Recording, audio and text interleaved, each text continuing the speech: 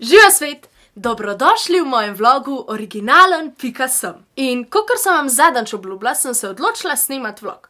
Ja, vlog. To je zdaj tako res popularno in res originalno, a ne? In veste, kaj mi je tudi uspelo? Pogledati tisto spletno stran od tega Karla. Pa, a vas zanima, kaj vse sem našla tam? Ogromno enih zanimivih čudežev, ki so jih ljudje videli na zemlji. In ko enkrat začneš z branjem teh čudežev, res težko prenehaš. Ti rečem, a ste zato, da vam povem enega izmed zanimivejših? Ja, seveda, da ste. Garantiram. Ok, obljubam, da vas ne bom dolgočasila z nekimi suhoparnimi podatki, ampak vam bom povedala dejansko samo to, kar sem si zapomnila. Ta čudež se je zgodil v Italiji, v kraju Lanciano. To je nekje tukaj. A je že kdo bil tam? No, jaz moram definitivno kdaj iti, ker to je res imeniten kraj. Pa da vam povem, kaj se je zgodilo. Nek duhovnik je imel mašo in v času povzdigovanja... saj res, mogoče kdo ne ve, kaj je to povzdigovanje. To je tisti del maše, ko duhovnik dvigne hostijo in kelih z vinom, potem ko sta se spremenila v Jezusovo telo in kri. No, pa da povem naprej.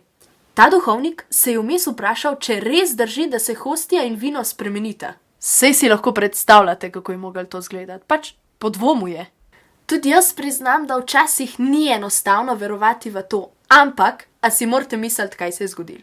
Hostija se je pred očmi duhovnika spremenila v čisto pravo meso. Vino pa se je spremenilo v čisto pravo kri.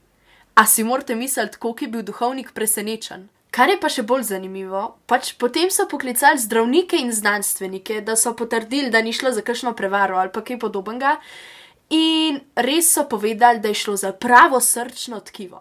Kri se je potem strdila v 5 kepic. In če mislite, da je bilo do zdaj zanimivo, poslušajte zdaj naprej. Ko so stehtali eno kepico krvi, je imela ena sama čisto enako težo kot pa vseh 5 skupaj. Pač, a si predstavljate? No, to je isto, kakor če bi stehtali mene, pa mojega mlajšega brata Anžeta, pa bi imela skupaj enak kilogramov, kot če bi stehtali vsega posebej. No, prek Boga je pa res vse mogoče. No, če ima kdo kakšno idejo, kako to razložiti, naj mi prosim napiše sporočilo, ker meni tako res ni jasen. No, zdaj moram pa že šibati, zaradi tega, ker me mami čaka doma, da greva v trgovino po stvari za kosilo. Link od tega čudeža vam pa lepem spodaj, da si ga lahko kasneje tudi sami ogledate. Se vidimo, čau!